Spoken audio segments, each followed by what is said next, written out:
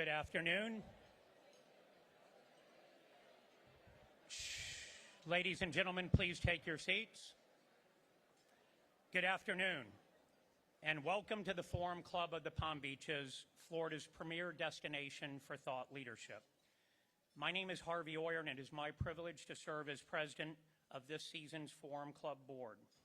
As we celebrate our 50th anniversary this season, we are excited to welcome today's special guest, the Governor of Florida, Ron DeSantis.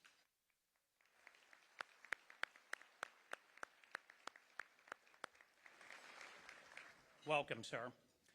For a half century, the Forum Club's commitment to excellence and nonpartisan discourse has established it as a trusted platform where diverse perspectives meet and exchange ideas. In this milestone season, the organization's mission of stimulating thought and promoting dialogue is more important than ever before. And we look forward to sharing an incredible lineup of programs for you this season.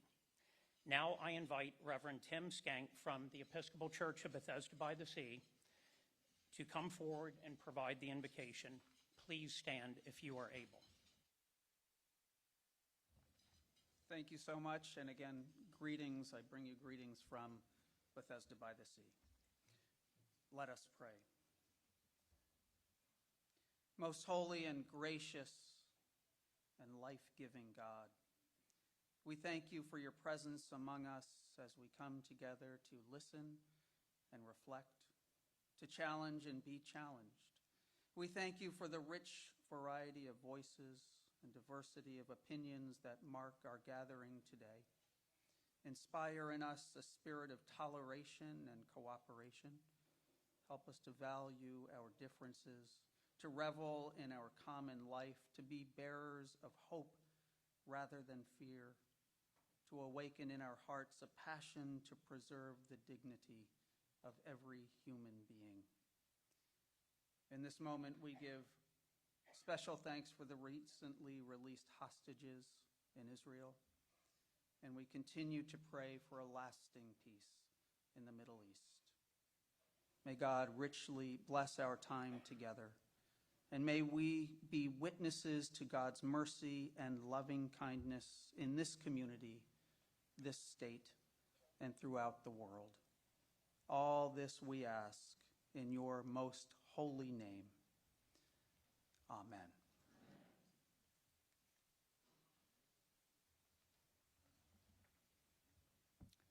Thank you, Reverend. Please remain standing. Now it is my personal privilege to invite three very special guests to lead us in the Pledge of Allegiance and the singing of God Bless America. Please join me in welcoming to the stage my three daughters, Eve, Olivia, and Fiona.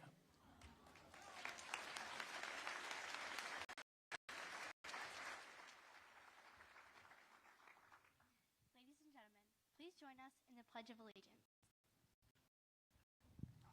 I pledge allegiance to the flag of the United States of America and to the republic for which it stands, one nation, under God, indivisible, with liberty and justice for all.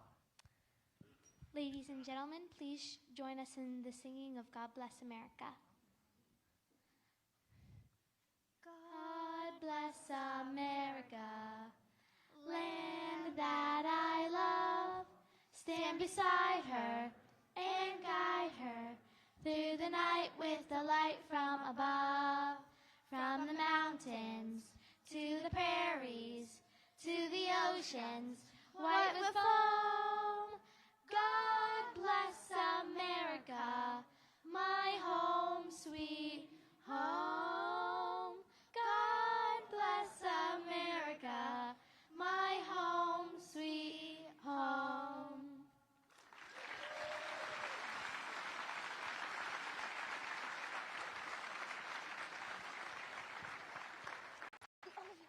Thank you for joining us. You may now be seated.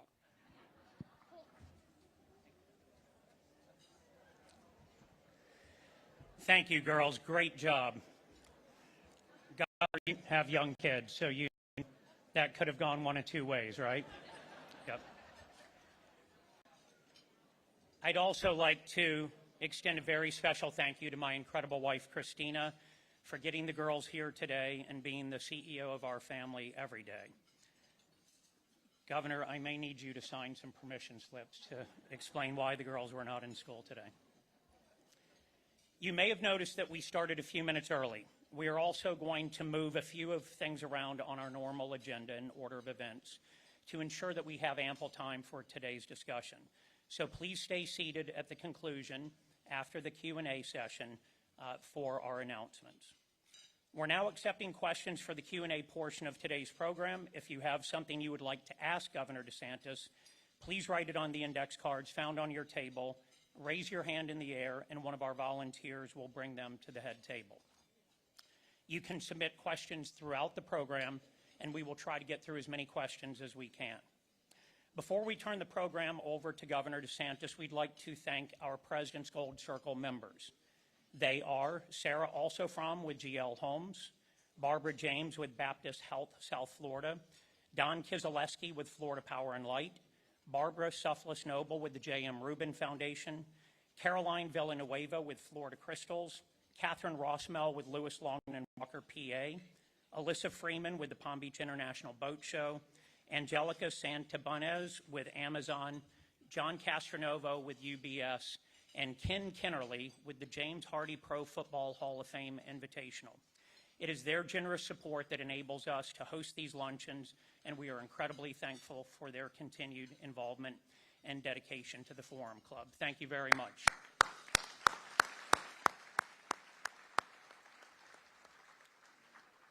So Governor DeSantis' bio was shared with everyone prior to today's program, therefore I will not restate it. So without further ado, ladies and gentlemen, please help me in welcoming the 46th governor of the great state of Florida, Ron DeSantis. Welcome. Thank you. Good afternoon, Palm Beach. Great to be down here. Thanks so much. Please be seated. Thank you. Thank you.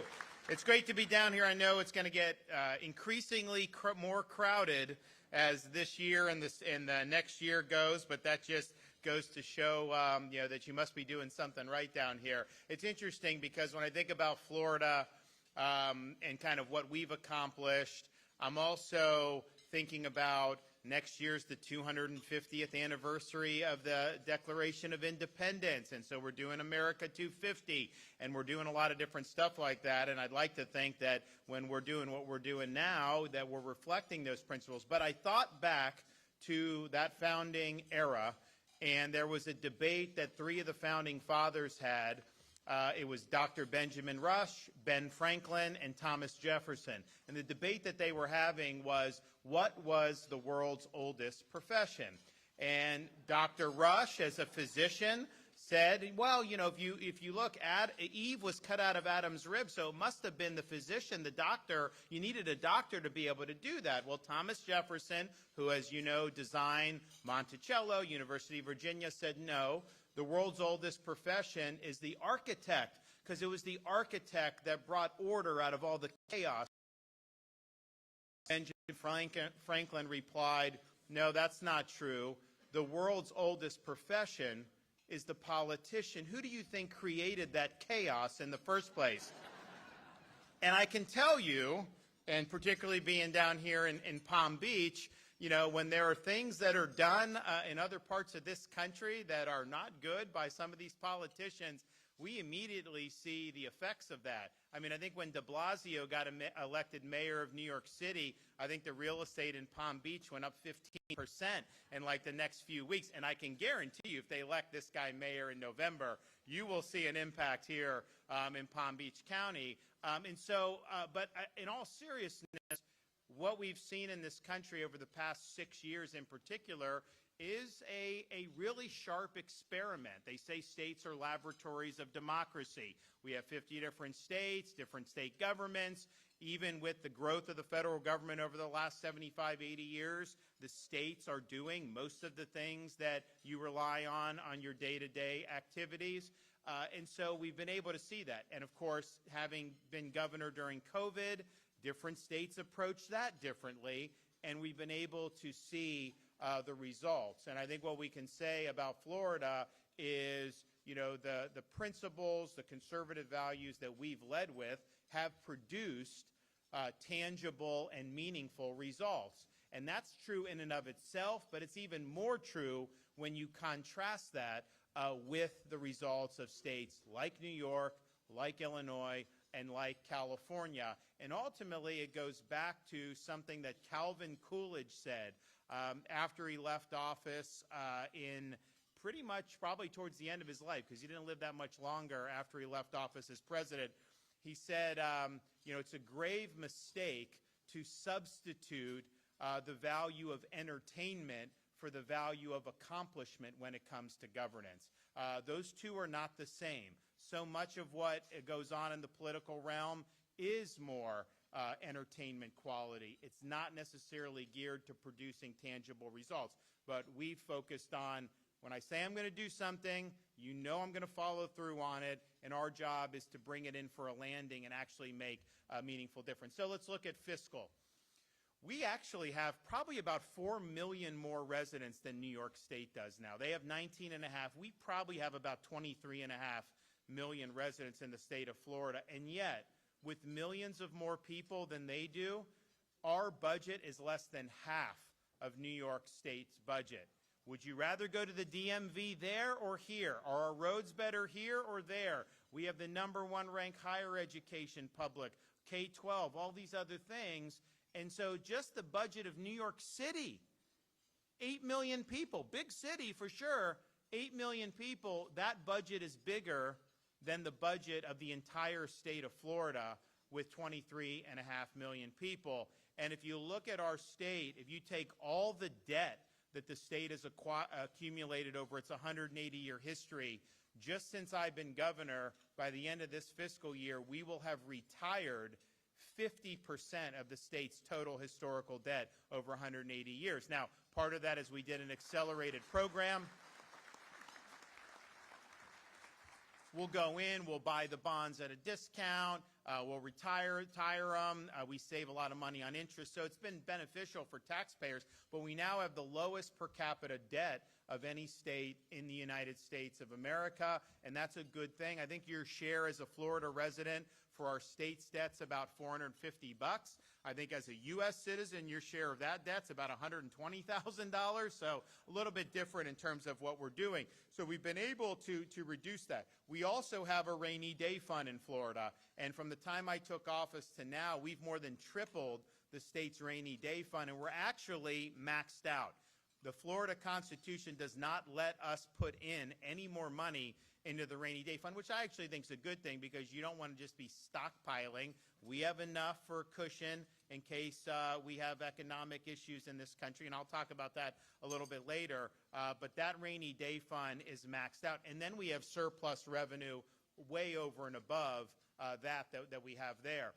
The government of Florida is spending less in this current fiscal year than we spent in the previous fiscal year, and that fiscal year spent less than we did in the previous year to that. How many other places are actually reducing spending around this country? And so we're showing that it can be done. Now, some people say, well, yeah, but you got to do certain things. We've done really big things. We've done really big things that have had a lasting impact. I mean, just look at what we've done with Everglades restoration. That was something that had really kind of gotten on the skids when I became governor. You saw major problems in 2016 on the East Coast, 2018 on the West Coast of Florida. We pledged $2.5 billion my first year, first 4 years, $3.5 billion the next 4. We far exceeded that. We now have reservoirs east and west of Lake Okeechobee. We've done our part in the south of the lake. You have water flowing now to Florida Bay. You're not seeing discharges like you used to see because we can clean the water. So all this stuff has had a meaningful impact on the entire ecosystem and the backbone of the state of Florida. A lot of people said it couldn't be done, and we've been able to deliver massive numbers of projects, many of them ahead of schedule, and we've even gotten the Trump administration to delegate to us responsibility for some of the federal projects. The reality is this: there's a big difference between doing things on Florida time and doing things on Army Corps of Engineers time. Like, they're great folks. It's just a different mindset. It's a different bureaucracy. So we get things, we do it, and we bring it in for results.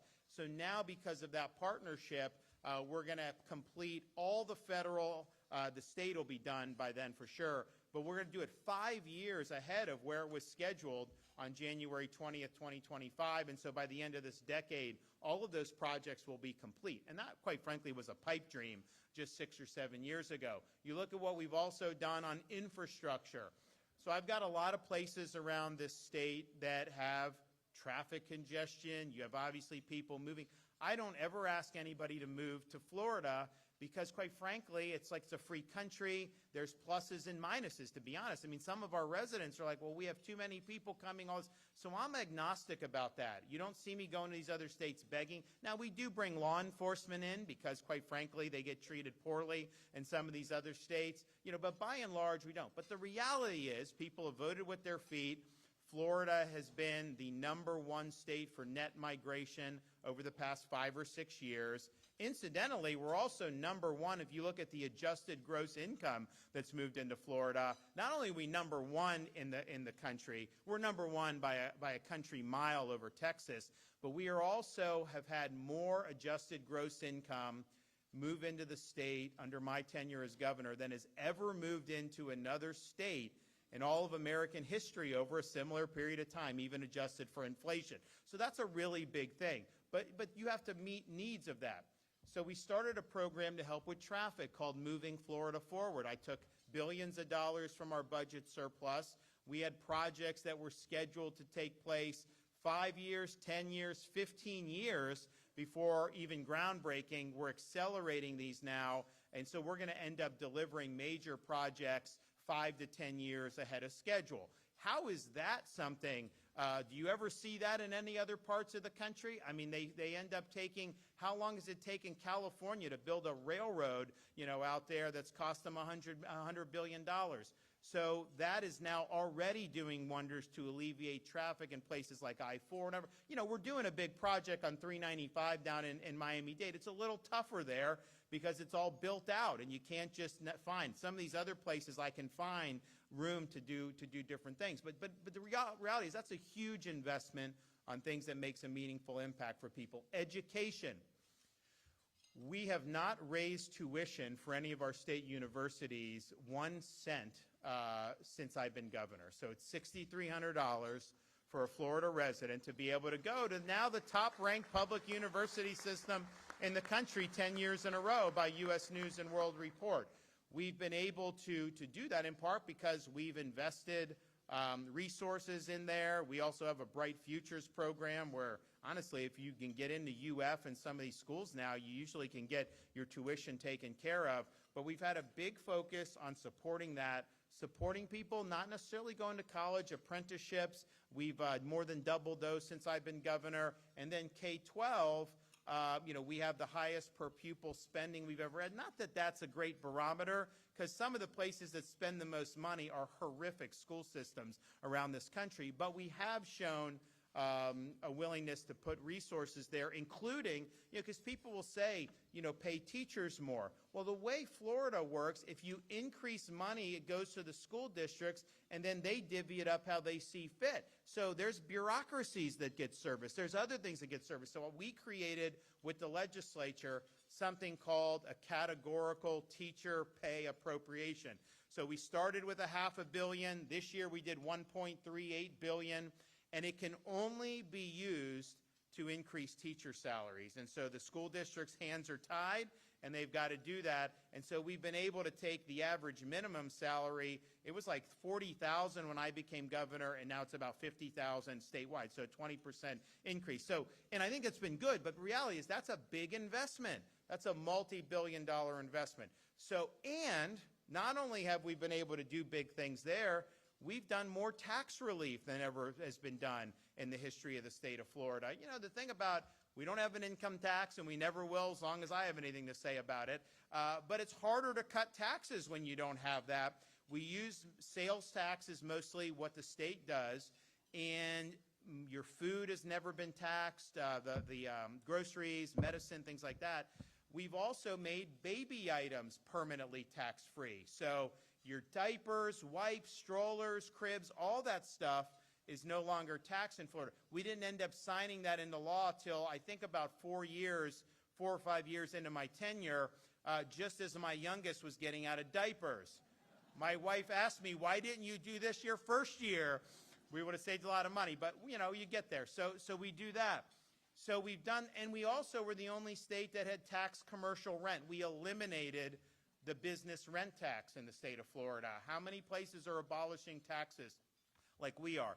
So billions and billions of dollars of tax relief, including eliminating taxes like the business rent tax, doing big things that benefit the state, and yet paying down debt and running surpluses and even decreasing your budget year over year for the last 3 years. So don't tell me this can't be done. It can be done, and we've shown that it can be done. We also had to deal with certain challenges, and when COVID-19 happened, you saw, I think, a hysteria take hold in the media amongst some of our professional classes that, you know, as you looked at the data, was just not consistent with what the data was showing. And so the decisions we were having to make early in that were not popular at the time. Certainly, I got a lot of flack from media, political opponents, even people in my own party, and we were going against the machine. But, you know, I looked at it and I was like, you got to have people have a right to work and put food on the table for their family. People have a right to operate business. Kids have a right to be in school and learn in person like it was supposed to be. So we went and we charted that course. And, you know, you had some local governments, Palm Beach, Miami, some of those that were very restrictive. And I had to come over the top rope at some point and just, no, we can't do this anymore. We have got to make sure everybody, this all applies statewide. We're not going to be, you know, I'm not going to let you fine people if they don't have a mask on. I'm not going to let this, I'm not going to let that. And we got a lot of flack for that. You know, it's interesting, though. Now everyone claims they were for what I was for all along. They weren't at the time. But, you know, so I was in a situation where I was kind of on an island. I didn't have a lot of air cover, certainly no air cover in the media or anything like that. But I knew that this was the right path, and I wanted people to be able to make their own decisions. And so I had people just tell me, well, just mandate masks. Just do something just so people don't. No, I'm not going to do that. A lot of people said you're going to have really tough time politically unless you do that. And I did not know whether that was true or not, but I also knew my job as a leader was to care more about protecting the jobs of the people I was elected to serve than I was about protecting my own. And if it didn't work out for me politically, so be it. Now, that was a time to lead. And I can tell you, looking back, if you look at Florida's success, the trajectory, it would not have happened had we allowed this state to descend into a Faucian dystopia. It would not have happened had we not empowered people and protected their rights when it really, really mattered. And so if you look at now, CNBC.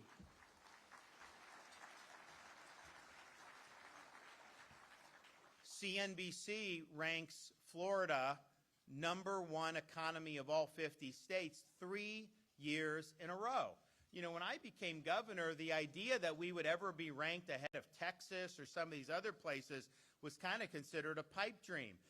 And now we've really let it. That would not have happened had we not separated ourselves during COVID. Obviously, you saw a lot of activity in this county and throughout southern Florida in particular. But, you know, that's just about doing the right thing when it matters, even when it's not easy. And that's one of the things that I think that it kind of gets lost in the whole political sphere is if it was easy to lead on these things, everyone would do it, right? Leadership has a cost.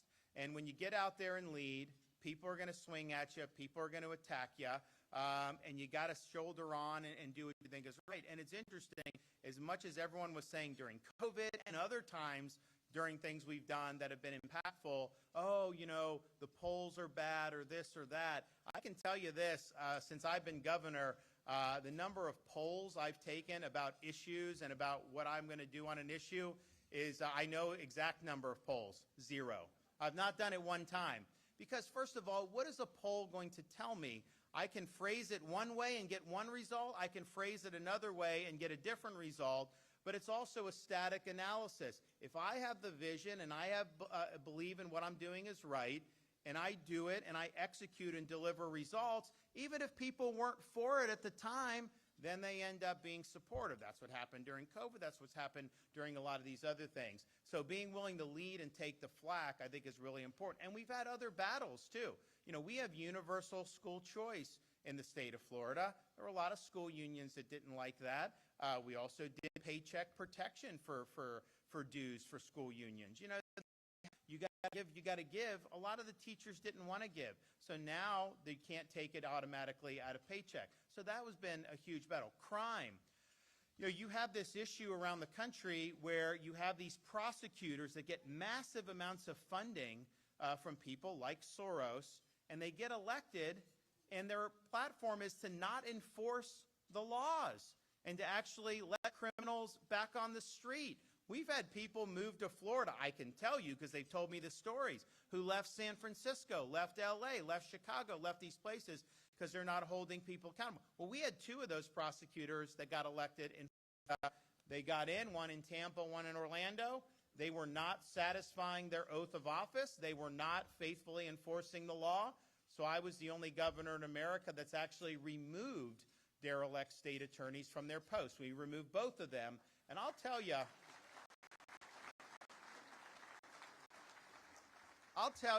there's times when you do things like education, school, you think you're helping people. I think you are, and what would happen if someone didn't have a scholarship, or what happened this? And it may be very bad. But on those issues, I can tell those decisions absolutely saved lives because they were replaced by prosecutors who weren't going to use the justice system as a revolving door and were actually going to hold criminals accountable. And, people say, oh, your inmate population has increased, in Florida. Well, that's part of the reason why we have a 50-year low in the crime rate. There's folks that need to be held accountable. So we were able to do that, and we've worked very closely with local law enforcement. Our state agencies have worked very closely with them. We started this program, during COVID, we did $1,000 bonuses for all police and fire and EMT 3 years in a row. And then we did a recruitment bonus of $5,000 that new law enforcement officers from within the state, the younger people, and recruits from out of state. If you come from San Francisco to Palm Beach, let's say, Sheriff's Department, you get a $5,000 bonus right off the top. That is a signal that we've got your back. Yeah, the money's nice. $5,000 isn't what it used to be, and kind of before inflation, it was a lot different.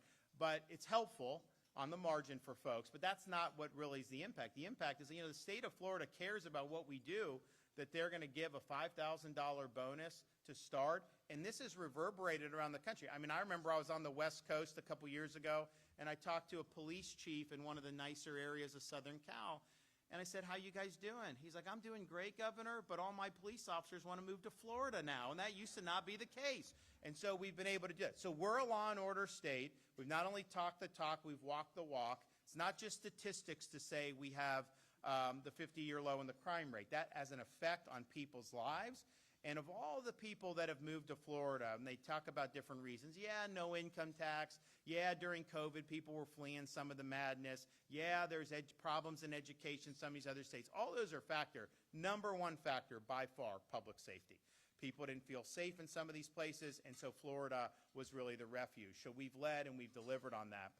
We're also working, I think, delivering big results on higher education. I mentioned we have #1 ranking 10 years in a row by U.S. News and World Report, which is great, but we have a lot more that needs to be done. And one of the problems that you've seen, and we saw it after the October 7th, 2023 Hamas attack against Israel, where these college campuses ended up becoming like law-free zones almost. Crazy rioting, targeting Jewish students and faculty, also Columbia University, some of these places, letting the inmates run the asylum. That doesn't fly in the state of Florida. And so you didn't see that happen. You didn't see that happen in our universities, and some people have told me, man, you're really lucky that didn't happen in Florida. And I tell them, luck don't have nothing to do with it. Any university president in the state of Florida knows that if they were to allow their campuses to descend into Columbia-style anarchy, they would find themselves no longer being presidents of a university in the state of Florida. It's just accountability.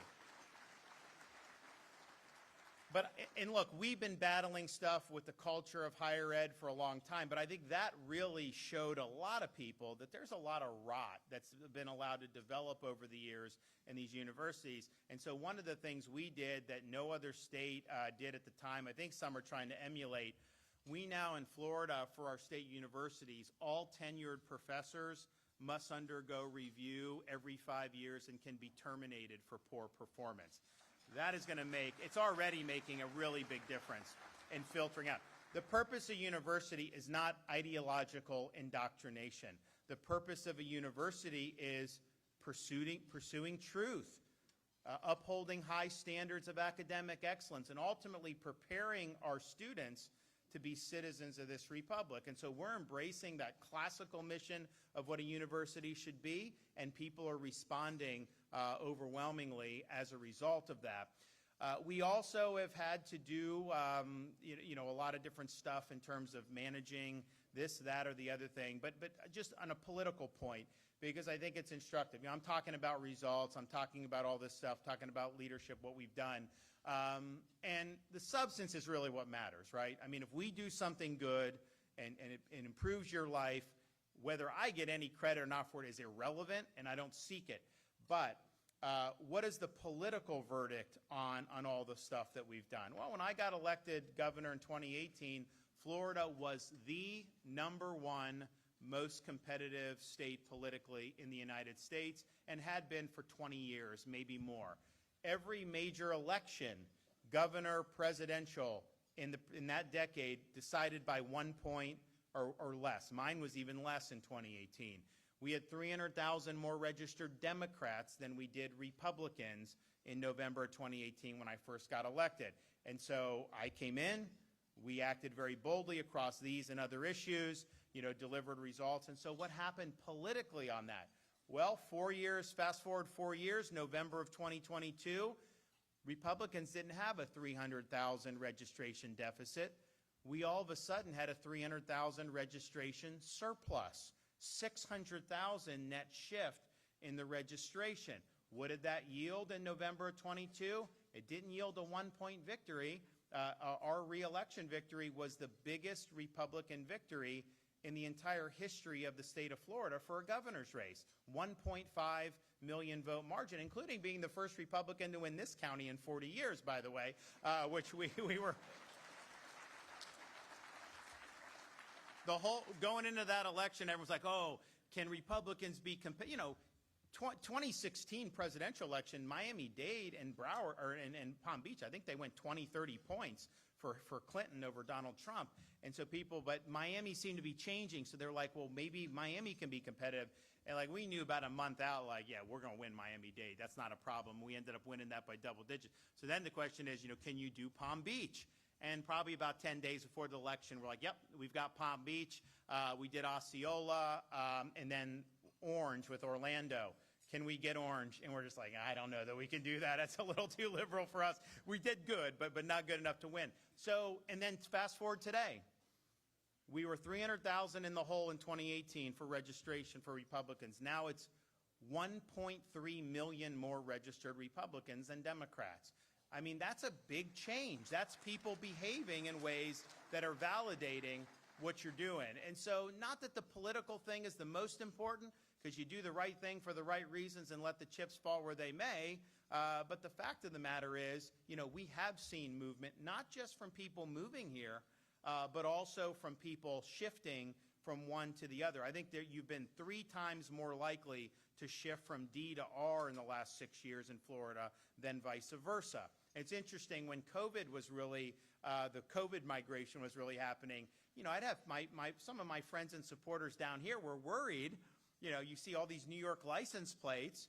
And they're like, well, gee, the governor won by 35,000 votes. If we bring in 50,000 Dems from New York, then we may not win the next election. So they literally would go to Publix. They'd find New York license plates, and they'd put flyers in the windshield. Don't vote down here like they do up there. And there was a fear of this. And then when the California license plates started showing up, oh my gosh, people were really scared. They didn't want to import Berkeley into like Central Florida. It would have been tough politically. But here's the truth. You look at all 49 other states over the last 6 years, and you look at who's moved to Florida. Every single one of those 49 states, more Republicans have moved to Florida than Democrats have moved to Florida. I don't think you could ever find that type of statistic in the history of modern American politics. And so it does show on a political level, the validation. So final point I'll make is this. I'm happy to take some questions. We have to deal with issues. Hurricanes, for example, knock on wood. Nothing brewing in the Atlantic right now that seems like it would do. Every day we get by, man, we are so much closer to the promised land. I'll tell you, if we get through with none, it would be very good for this state in a variety of reasons. But you just deal with it. When we're ready, we work with the utility companies, we do all this, we get all this stuff done. We had bridges knocked out after Hurricane Ian. We rebuilt one in 3 days. We did the other in 2 weeks, the Sanibel Causeway. I think in some states those would have been out 6 months. I just think it's bureaucracy, it's red tape. We don't do it. So a lot of it is just getting things done, but then taking a step back, we're also in kind of this broad sweep of, can we govern ourselves in this country or not? And I look at some of the things that have happened in Washington over recent years. I mean, we're $37 trillion plus in debt. You look at how gold and silver are really going up. That's a lack of confidence in how the government's spending money, how the Fed's managing all this stuff. You see it. So can you do it? And it goes back to really the founding of this country. First of all, when we celebrate 250, this is something that particularly our young people really need to appreciate, because our founding fathers, they were not just kind of on the fringes of society. These were all very eminent and successful people. And so when they went to Philadelphia in 1776, they pledged their lives, their fortunes, and their sacred honor. That was not just like popping off on social media would be today. If they did not succeed in winning independence, every single one of them would have been put to death. And so they understood that. They also understood a third of the colonists wanted to stay with Britain. A third just didn't care, apathetic. They were apathetic even back then, and just like we have many now. And so they had about a third of the colonists that actually believed in what they were doing. And it was very principled. They were not actually being overtaxed as we would consider that today, but it was the principle. If someone could tax you even a little bit without having representation, you're giving up your freedom to give away that power to somebody that you don't have a say in holding accountable. And so they were willing to risk it all for a very important principle, and also just the idea about, where do your rights come from? They believed, as the Declaration said, endowed by God with certain unalienable rights, and then the people loan the power to the government to protect those rights. But those are pre-existing rights. Those are not rights that the king is granting to you, which is how most people conceived of politics back in those days. The Founding Fathers bucked that trend and did it. So they put it all on the line, and we should appreciate that. They also, it wasn't easy. Just winning the war was not easy, but then actually creating a framework where you could have success. They win the war and things are really falling apart. They didn't have a federal government that could really do anything. Some of the states were out of control. And so they meet in Philadelphia the next decade, 1787, to try to create a constitution. Up to Philadelphia, very eminent people, Washington, Franklin, Madison, Hamilton, a bunch of them. And they had studied the sweep of history. They studied every republic in the history of mankind. And the one thing that they saw that all those previous republics had in common, and there was really only one, constant, and the constant was this: every single one of them had failed. And so they really believed that what they were doing was going to answer the question once and for all. Can people really govern themselves? Can you have a society based on the idea that yes, our rights are God-given, not government-granted. Yes, we live under rule of law, not the rule of individual men. Yes, government needs to be limited and confined to its proper sphere. Or are we forever destined to live under various forms of despotism? And they believed that this country would ultimately answer that question. But they also didn't think that Benjamin Franklin said, he agreed to support the Constitution. He's like, I don't know that we can do any better. I got reservations, but I don't think we can do any better, so I'm for it. It wasn't that they thought that would end it. In fact, when Franklin walked out of that convention, he was asked, Dr. Franklin, did you give us a republic or a monarchy? And his answer was, a republic if you can keep it. They understood you could have the best Declaration of Independence in the world, the best Constitution in the world. These things don't run on autopilot. They require every generation of Americans to defend them, defend freedom. Sometimes that means even putting on a uniform, risking your life, and even giving the last full measure of devotion for service to this country. And so when we're doing what we're doing and we're dealing with all these important issues, we also got to be mindful of this is still an experiment. This is still an experiment about whether free people can actually govern themselves successfully. And I like to think now, I know it's the case that what we've been able to do in the last 6 years in Florida shows that, yes, not only can you do the right thing, not only can you deliver results, but you can thrive like the state's never thrived before. So thank you all. God bless you. I'm happy to take some questions.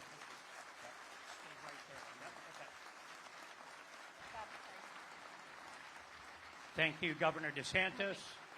A final reminder to our audience, if you have questions that you would like to ask the governor, please raise them in the air at this time so our volunteers may bring them up to the table. Governor, our first two questions always come from the students in the audience. If the first student from Wellington High School would please stand, introduce yourself, and ask your question. Good morning. My name is Melody Prats. I'm from Wellington Community High School, and I'm the president of our speech and debate program, coached by our lovely teacher, Paul Gaba. That's awesome. Good job. Thank you. We're extremely happy to be attending today as well. Many states, as we know, have faced challenges in recruiting and retaining qualified teachers. How does Florida intend to stem this tide to provide young adults such as myself and my table with quality educators while also maintaining high expectations for student achievement? Great. Are you a senior? I am. You know what you're going to do after the school year? I'm hoping and majoring in entrepreneurship and international relations. Do you know where you want to go? My goal is to go to George Washington University in D.C. Okay, yeah, G-Dub. Okay, well, good luck to you. In our speech and debate, by the way, we had like 10 districts that had this when I became governor. Now every single school district in Florida has it. We're actually going to be rolling out, because we do a competition every year, we're going to do cash prizes for the first, second, third place, pretty big ones too, and really continue to do this and do some other stuff in conjunction with America 250. So I'm glad you're doing it. So, well, first of all, we've done a lot on teacher shortage. So be careful, anything with it, just so people know.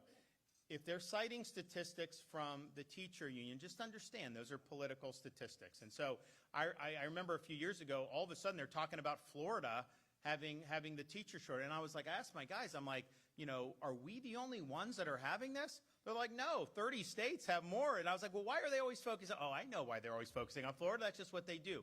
So we've done a number of things. One, we've raised the average minimum salary, as I mentioned, about 20% from the time I've been, not that it's everything and not that you're going to do it to get wealthy, because you're not going to get wealthy. But, we want it to at least be attractive for folks to start out. Two, we've increased apprenticeships in the classroom. You can be very smart. It doesn't mean you'll be a good teacher. There's certain intangible skills that go into it, and I think learning on the job is a great way to do it. So that has been able to get more people in the classroom, get them qualified to be jobs. We've also created alternative pathways, so our military veterans can get credit for their military service if they want to go into the classroom. And we've had a number of people who've been able to teach using temporary certification. Then they do that a couple years, they get the full certification, and then they're golden. But then also, we've actually done things to help teachers vis-a-vis undisciplined students. I'm sorry, the inmates cannot run the asylums in our classrooms, and you have a right to make sure your classroom is orderly. and students should be held accountable if they're not going to be attentive. And we also did to allow no cell phones in the classroom. And I think that's really good. And the net result of all that is Florida, we have less than one teacher vacancy per school.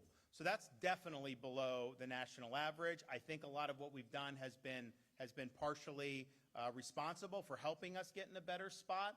But I also think this issue with technology is going to continue to be a big issue. I have not seen so when we did the no cell phones, I literally had one of these leftist columnists compare me to Hitler for doing that.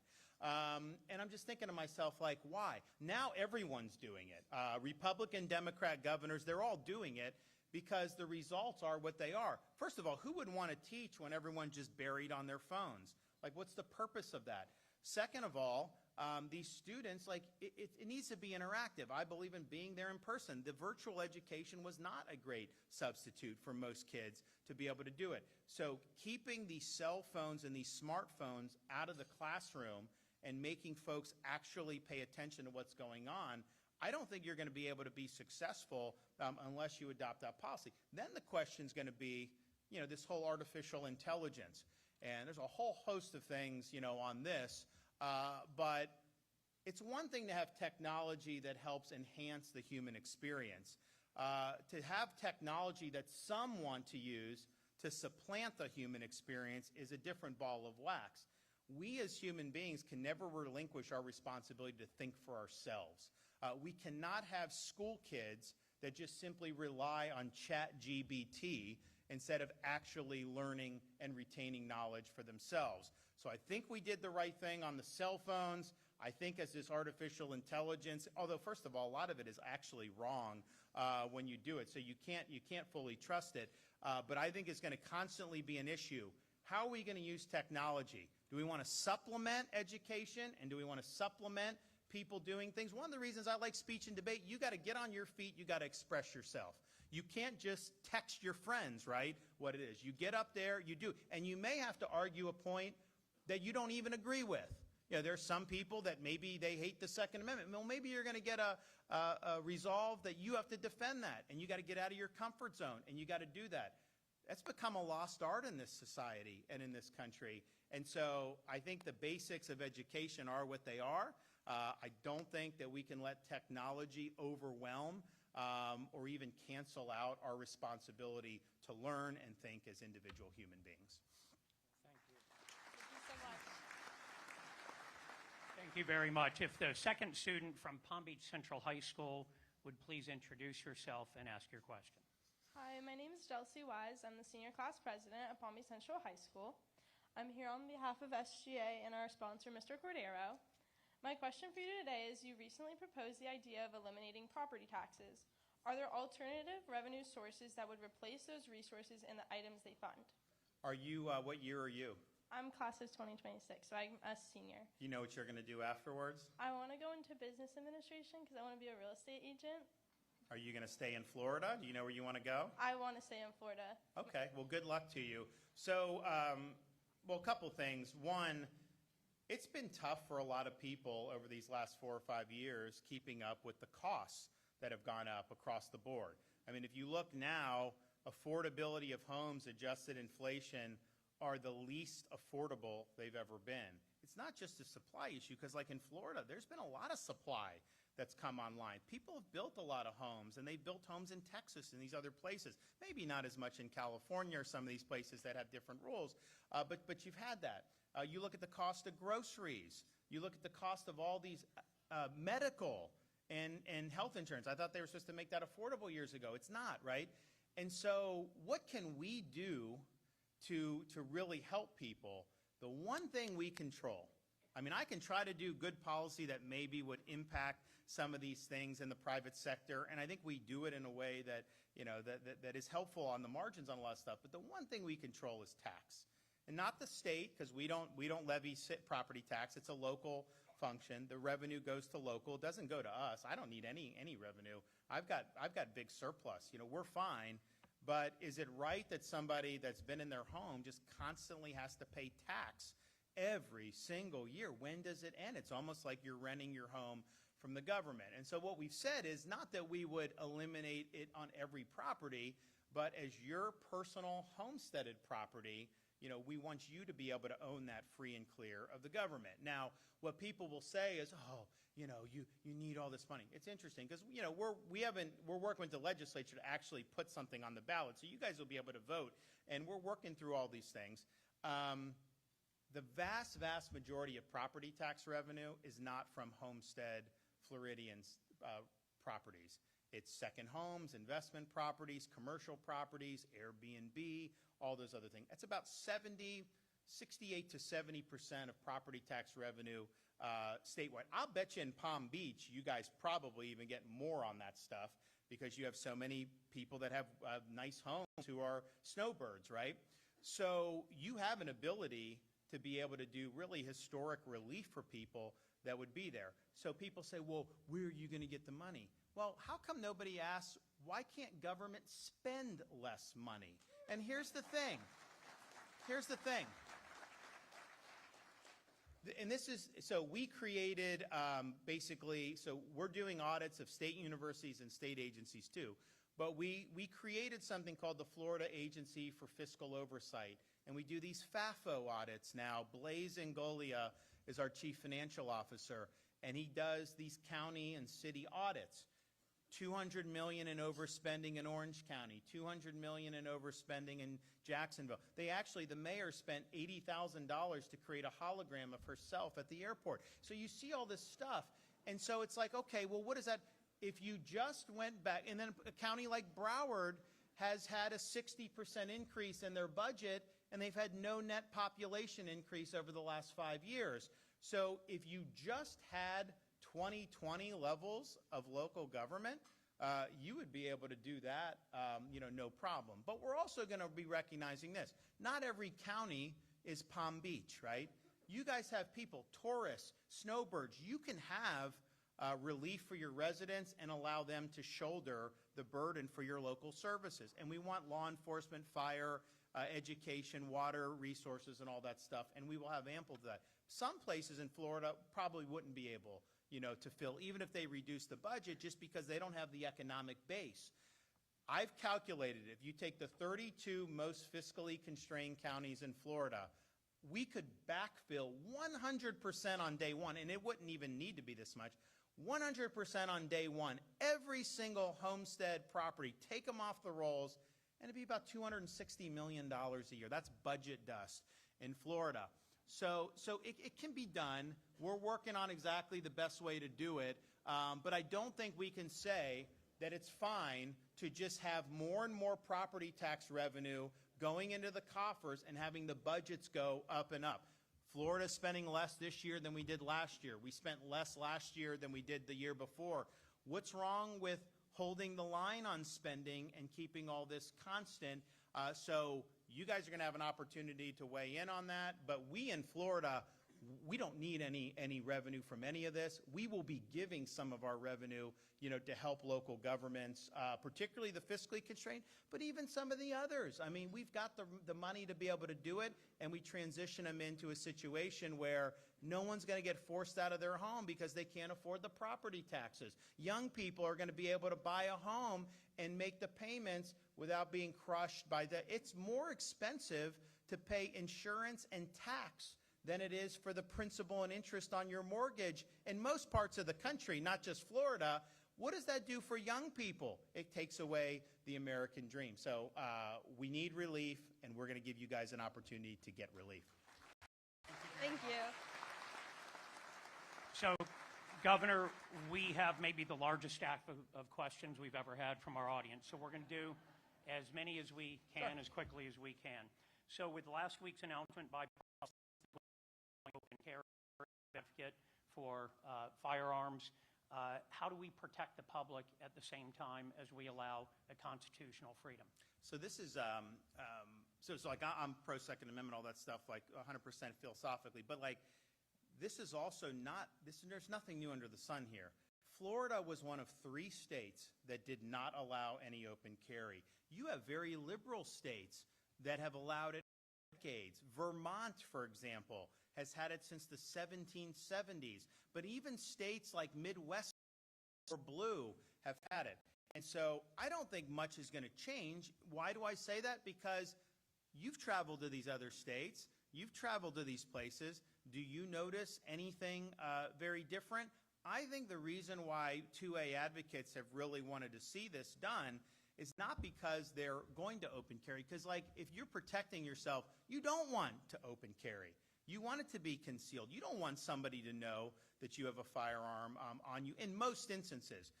But I think they think about it as, okay, if I'm concealed carry, and you do have the right in Florida to conceal carry even before this court decision. If I'm there and I'm in a restaurant, I take off my jacket or if something is showing, all of a sudden I've committed, a felony offense. It just doesn't seem right to them, and I get that. So I don't think you're going to see very much difference, and I just say that because we are really one of the few states that have had those laws. And they say, oh, well, what about tourism? What about these other things? All these other states have tourism too. I mean, are you saying that they don't have anything like that? I mean, I just don't see how you're going to see much. So I think you're likely going to see pretty much status quo on this. There may be some permutations here or there, but we've got 38, 40, 44 states that have had this policy for a long time. Thank you. A follow-on to the property taxes. How specifically will local governments fund local services should the property tax be rolled back or eliminated? Well, like I said, I mean, you'll be able to tax snowbird properties, foreign owner properties, Airbnbs, investment properties. You'll be able to do commercial properties just like you are now. That's 70% of the revenue anyways. And then how the homestead exemption works its way through. We're working with the legislature on that. We got to get 2/3 of the legislature. It may be that phases in, over a period of time to be able to do it. So, and then we will also provide some support. We probably wouldn't do as much here as we would in some others, just because I think you guys got a pretty good economic base and would probably have an ability to do. So, but those will be decisions for localities to be able to work themselves through. But we're going to produce a proposal that will be strong and will be doable. Another education question. We're witnessing the dismantling of the U.S. Department of Education. What impact will that have on Florida education, if any at all? So here's the thing on that. I think that the federal Department of Education, first of all, obviously it hasn't worked, right? It was done in the late 70s. Does anyone think we've had a good run on K-12 education in this country since the late 70s? Of course not. We just haven't. And so they've done things, and they try to condition behavior on getting money and all this stuff. Like, for example, we were doing, what was it that Biden threatened us with? Maybe it was the school masks. We said kids can't be forced to wear it. If a parent wants to put it on them, that's up to them. But, that's your right as the parent. And I think they threatened to take away school lunch money from us to be able to do that. And I'm just thinking to myself, like, you do not want them to be, and we just said, you know what, we'll call your bluff, and they ended up not taking it away. But why would you want to be? So philosophically, I'm totally sympathetic, devolving that to the states. The problem, I think, just functionally that we're seeing is Congress has never actually dismantled it, right? Congress has not passed a law on this. So there's certain things that are being done internally through the bureaucracy, but all those programs are still on the books. It's the same thing with FEMA. Give me more responsibility. I'm totally good with that. Obviously, we don't really use FEMA like these other states do.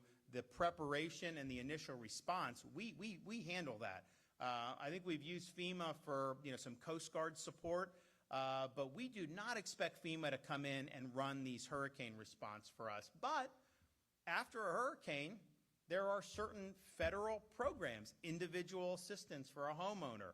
There are certain programs to reimburse local governments. And so, okay, well, how are you going to work through that?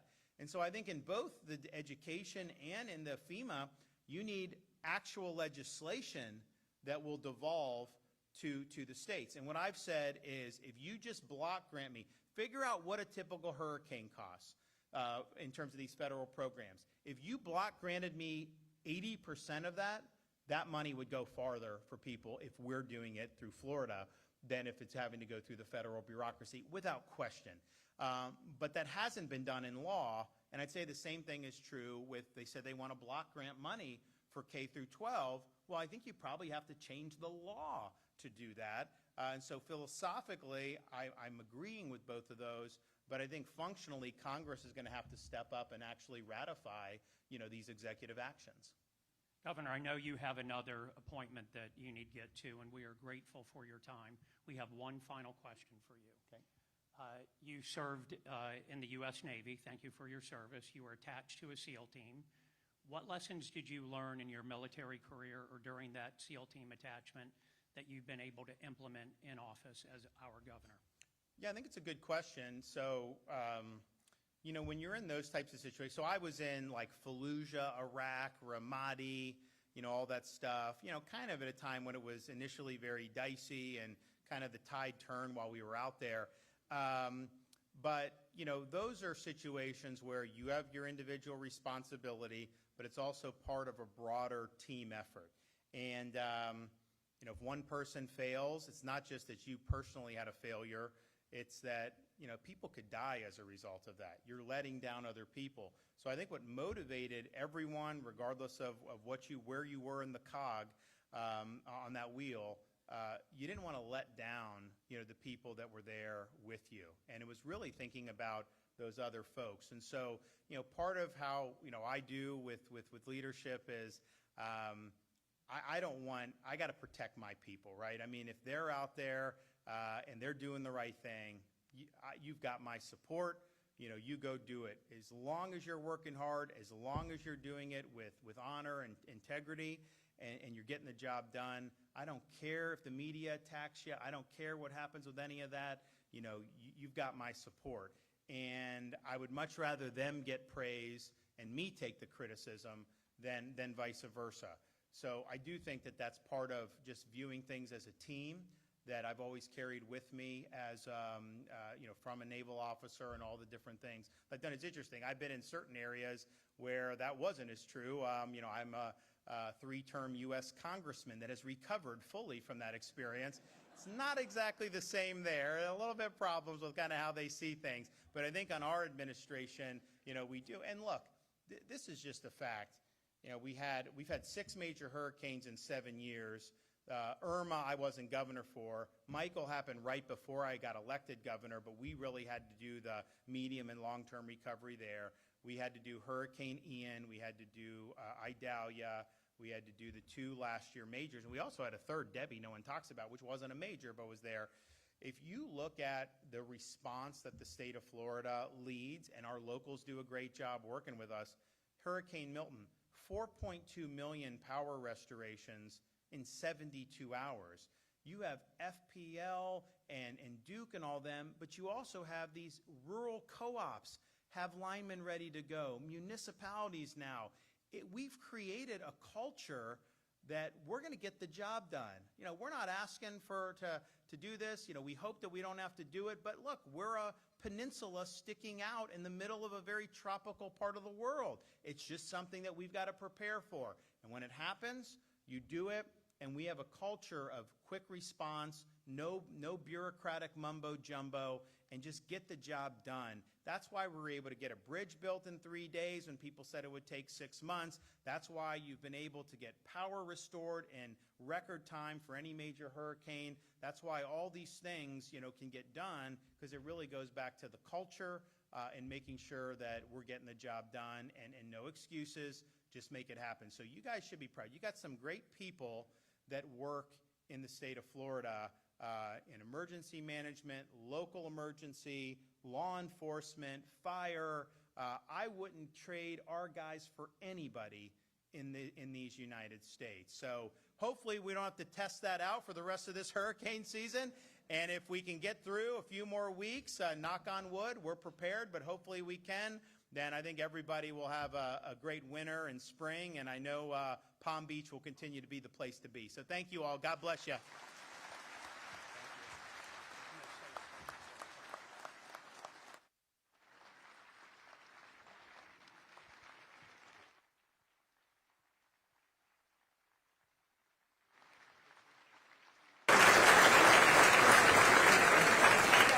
If everyone could please take their seats, we have a little bit more program to go. Governor, thank you for extending. He gave us 10 more minutes than his schedule actually allows. We started early, we're ending a little early. We're grateful that he accommodated.